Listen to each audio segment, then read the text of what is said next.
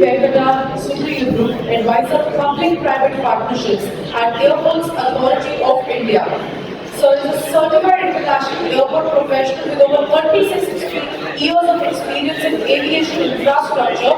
He has played pivotal role in airport modernization and PPP partnerships, including successful privatization and development of major Indian airports. His expertise spans airport planning, infrastructure development, and strategic partnerships and aviation policy. Let's welcome Venkata sir on stage. So I think having a good lunch probably is time to little bit of waking up to the reality of the airports. Yes. Okay.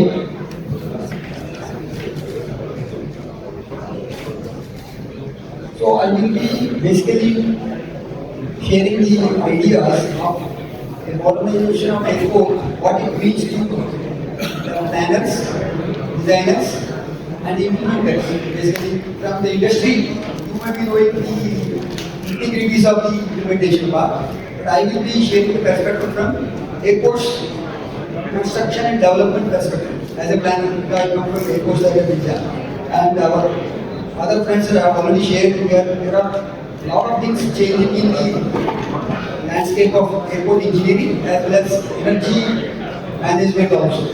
So there are some solution providers here to our people who want to develop the airports from scratch. Please keep in mind that one planner will not be able to establish entire network. We have to understand there are partnerships without which nobody can achieve anything. So it is a definite area of partnership. So for resilience, so many topics have come. Aviation is a very sensitive subject. First of all, cyber security and data safety. But with lot of integration, we need to have continuous experience for the passenger. That is the fundamental thing. So, if you see, now question comes airports, they are very energy intensive. No doubt, energy consumption is increasing. Why? HVAC, airfield lighting, they never sleep. We think that airports lights are not coming in the night time, but you are not supposed to switch off the air conditioning and critical equipment. So the loads burden is increasing, and as terminals improve, your consumption also increases. So that puts extra burden on the energy front. So if you take it from finance point of view, that will be a huge liability. Energy bills are rising. So how do you achieve that? So that is the basic thing. So one typical airport, 1,50,000 megawatt hour per year is the consumption. This is for the major airport. So 1 lakh people energy consumption you can take care otherwise. So one airport is 1 lakh people individual electricity consumption we are consuming in airport. That should be kept in mind. Another one, 24/7. Power switch off. Earlier, energy conservation, when I was in the early area with the air, energy conservation, we switch off the unwanted lights. That is not solution now. There is nobody can agree with the switch off unnecessary lights when you are out of office. These are all very primitive. So how do you convert that? Because electrification is also increasing on the air side. Our speakers go on the ground equipment also is becoming electrical EV. So now energy consumption will still increase because fuel also are changing. So this will be a major management question is how to turn that liability into an asset. This is the perspective from the point of view of airport management. Now if you see, three forces are compounding the airport systems. Energy problems. Number one, growth. Another terminal will add it. How much consumption you are adding as a compulsory mandatory consumption. Whether people are going through it or not, it is a consumption. The fixed cost increasing. And passengers will again complain. You are increasing your EVF and other things. So this has to be kept in mind. But you cannot stop because India is one of the largest growth rate in domestic front, third largest already. And electrification is also increasing ground support. A lot of consumption, intensive things are coming. And exposure. What the exposure means? A small grid failure will put your airport into halt. which will be again huge cost. So the exposure to the grid failures or power outages because of safety or security problems also. There are so many things. The situations are changing. So a global net zero mandatory nowadays come also as kept as a target. OCA also about OCA is also putting the carbon footprint targets, and in our own country, DGC also has set the carbon capping. So if you see, IATA also is working on that because aircraft fuel consumption they want to reduce. But how do you reduce that? Because hydrogen again safety point. So a lot of things are happening. So FAA norms are there, Ministry of Environmental, all these things have to be taken care. So we should have the idea of all these regulations and incentives. So it is not the one, I cannot just simply talk about energy, how to optimize, it's not sufficient. So these are the basic things. Decisions, every decision will contribute for the energy resilience. So SAA put carbon electrification system. So this is a training for those people who have implemented, you may be already doing. But for our understanding, for good planners, mapping has to be done first. For that, I think our technology partners will support. Anything which can be measured only can be controlled. That we know. If I am not able to measure the consumption where it is going, how can I control it? It's a wishful thinking. So first mapping we should start and apply the renewable energy solutions later. Reduction. Reduction is after identifying the mapping. So we have to do the airport-wide mapping of the energy consumption points. It's not an easy thing unless you design from the beginning. So this has to be done. Then next comes to the optimization. It's a stepwise process. Next comes to neutrality. Energy neutrality will come. Whatever I am consuming, I am able to generate within my own airport. There are airports will come to that. So that is next goal is transformation. It won't happen overnight. You say some government directive, you make all the airports green by 2030. It won't happen just by giving statements. You have to work. A lot of partnerships are required. And then transition to full neutral energy. So ladder has to be started somewhere. I am talking about airports where they are not implemented. You don't take example of the Noida airport or Mumbai. They are already doing things.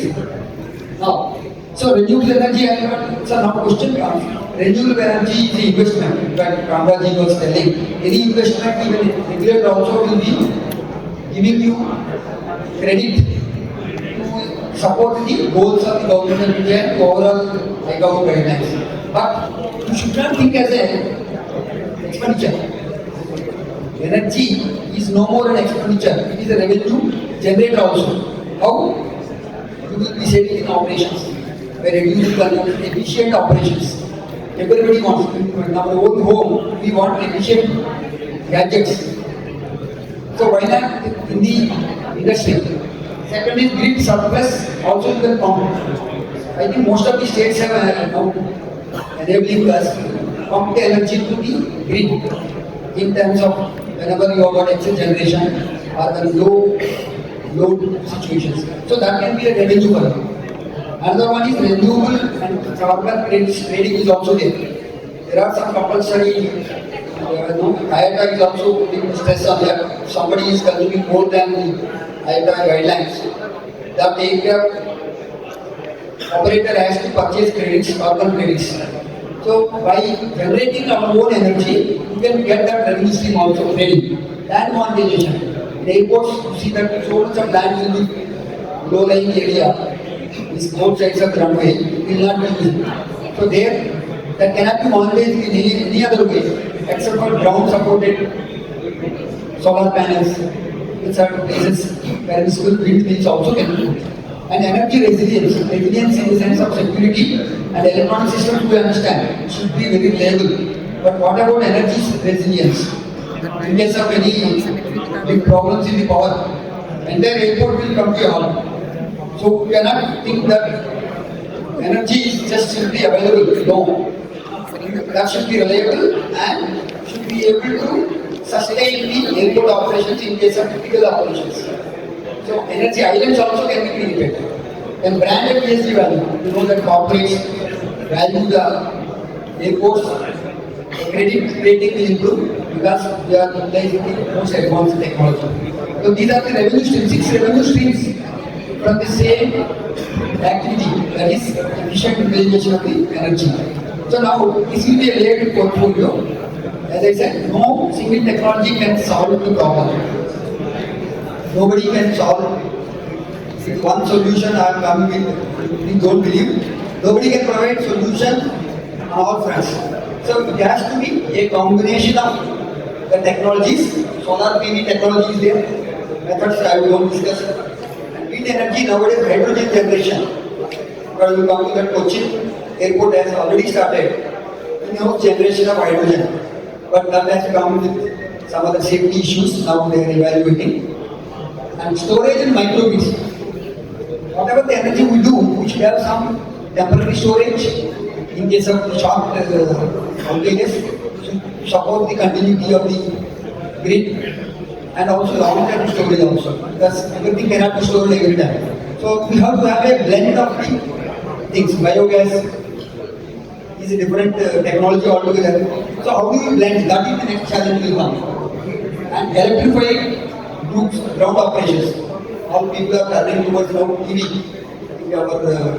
The panel discussion, airports now they don't depend on engine running during the off travel time. So these are the things now the electrical load will increase.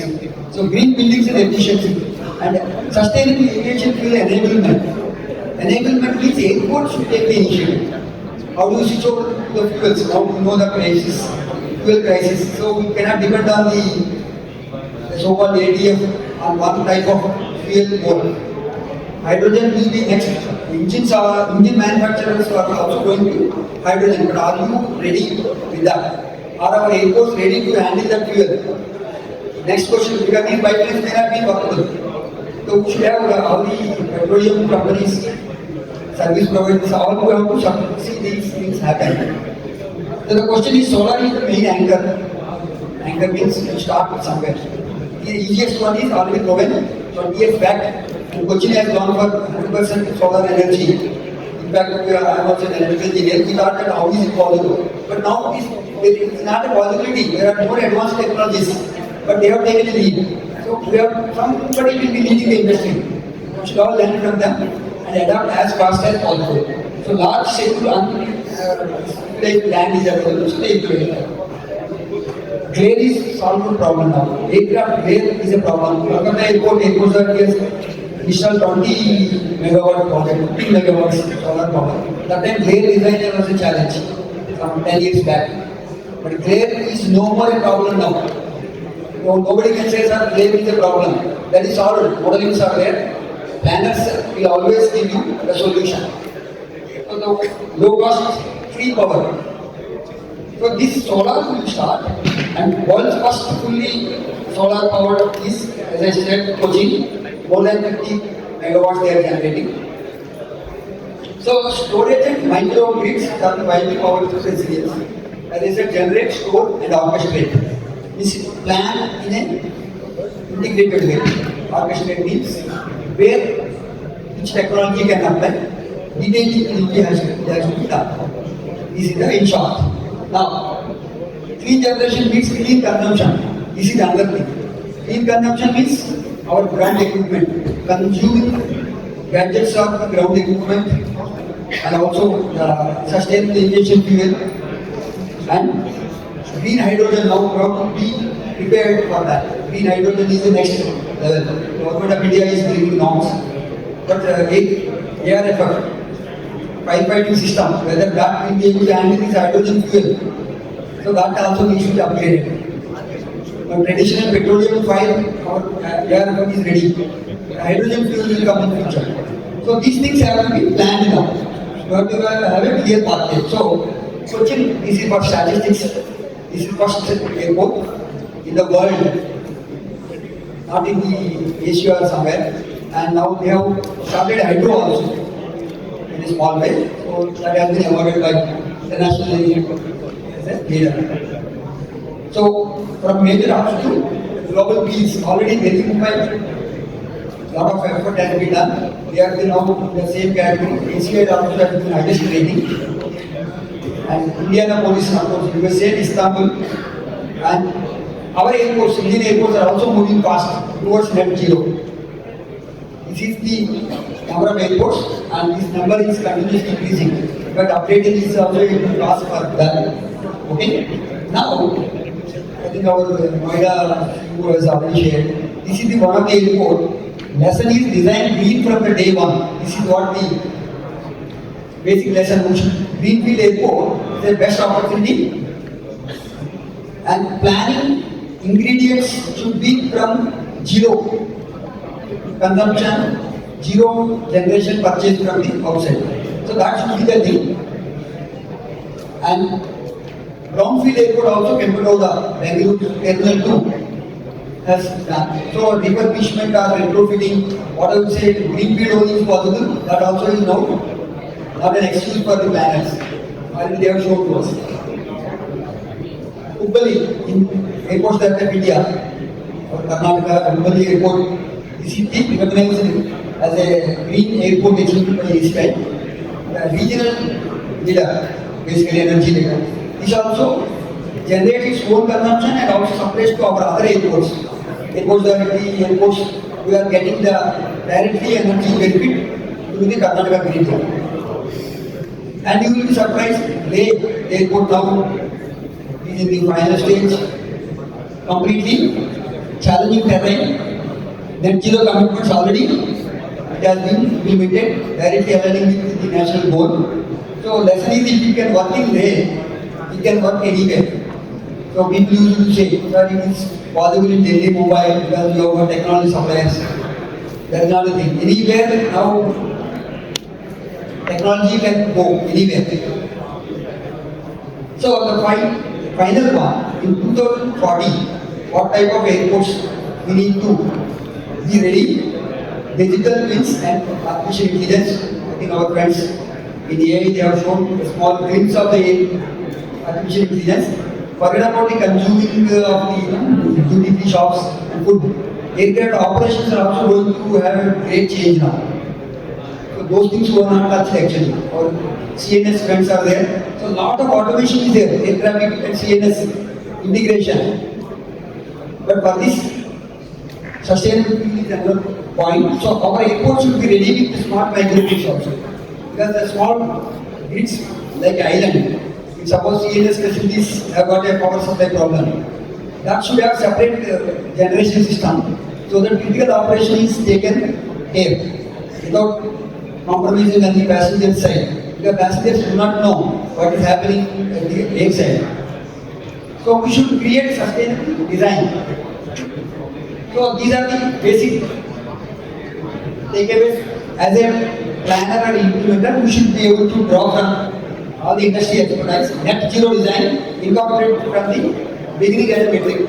Design elements it should be from day one. Data infrastructure, raw sensor, strategic data. So now we are leaving all the data. Very sad note I was sharing. Normally, government of India's data is not at all used properly because we don't know how to do. The planning is there, statistical department will be there, but really are you able to convert it to a tangible benefit? That point we should think over. At least airport data, we should never go without using it for productivity improvement. That should be our goal. And energy ecosystem we should create and skill development. Now all the things are there. How many people are there from airport operators, employees, people, airports that have India who work some place. So you see this, not many people. Means we are not giving the importance to skill development. If technology will come, people do not know how to operate. We depend on the service provider. How long they will be able to support? So skill development also we should keep it because artificial intelligence is the day next coming is not only anybody without artificial intelligence knowledge and application will be out. AI will not replace the people. The people having knowledge of AI will replace the people who do not know. This is what for our youngsters we should understand. Like computers, without computers, jobs will, so you have to adapt, it will be useful. So these four pillars we have to keep in mind. So every airport will modernize, can be an airport will decarbonize. This is the, if new airport is coming means more carbon credits, we should be able to say that. That should be the motto. And sustainable origin, what is that? Future generations will judge us not by how large our airports become, but by intelligently and sustainably how we are making them. The quality matters and experience matters. Again, people do not bother about the biggest airport. If it is longer distance, it is very difficult to travel. I entered and by catching the boarding gate, 40 minutes, the person will be, if somebody is not able to sustain the space, his heart will become a highly pressurized. So that should be, we should keep in mind. So let us build the future together. Thank you very much. Any questions are there? I am open.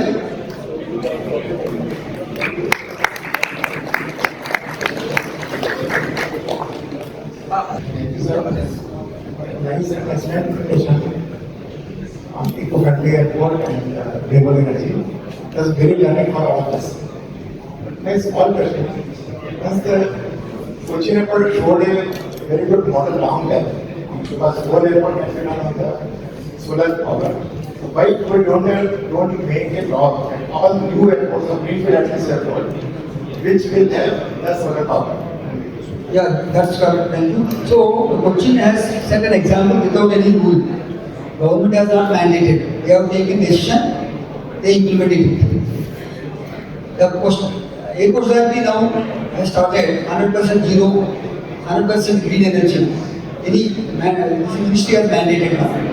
Any future airport will be, the aim will be to get 100% green energy. Next net zero also is there, 2030 will be going to neutrality. And by 2047 we will be going to further more. And hydrogen fuel will be coming next. So the point is, planners should not wait for the regulators and instructions from anybody. We should start from the day one to think like a perspective from the consumer. Passenger wants the lowest cost, best comfort. Now this will become one of the input cost. So that's the investment. So we should not wait for anybody, regulators. We should go on our own. The planners should plan that way. Then it will be useful. One more question. You know, the Ministry of Environment, Forest and Climate Change in India has started a green skill development program. Now, the problem is that they have a complaint that the industry doesn't come, they don't send their people to get trained. There is a gap between the industry and its use and learning of the process. So how can we, we can talk about it here, then it does not happen. But what can be done to actually get people trained and have a trained manpower rather than claiming that we don't have skill development in the field? Yeah, that's correct. Really, the point is, if we wait for government to take action, the basic problem is the government can be only we are also from government of India organization. So we make plans and instructions. Implementation is the main thing, madam. The point is, in fact, the CSR activities, lot of airports, including Delhi, Hyderabad also, they are giving lot of skill training to the near the village people. So the basic question is industry only has to take action. Government has mandated some sort of CSR funds. Now it is no more CSR. It is now credit worthiness is decided by the number of social help you have done. So without waiting for again government, I think this is the problem in our probably in our Indian mindset. The government has got skill development program and even Rozgar Yojana. People are not coming forward because there is no implementation. Activity is not there. So this actually industry should design that the technology, whatever is being provided by the industry, they should provide skill support also to the students. So I think it will help us. No, but if there is an existing program, then the industry should be knowing that there is an existing program, or they should create their own courses, register themselves with NSEC and get certification. Some solution has to be taken by the industry. Correct. Government, of course. So government has to also let the industry know that we exist. Correct. Probably you have to bring to the level of some government and parliament also. So ultimately, the training programs, now for example, USA, how people will be getting job roles based on every year assessment, not based on promotion, because 30 years I have completed, I will be there. They reevaluate at every stage the skill set. That type of evaluation assessment may help us. Thank you.